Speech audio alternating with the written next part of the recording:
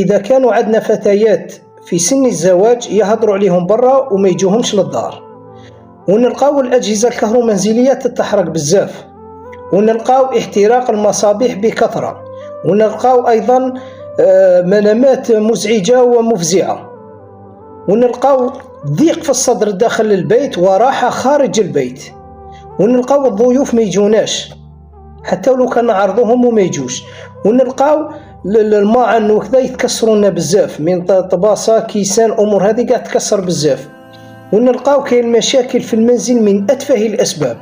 إذا كانوا عندنا 3 علامات من هذه العلامات فالبيت عندنا مصاب. كي نقولوا البيت مصاب ماشي شرط أنه يكون سحر، ممكن مس أو سحر أو عين أو حسد، يشخص الحال. لا البيت تعرف نوع وقوة الإصابة بإذن الله. مع تحية شيخ الراقي أبو تقي الله الجزائري.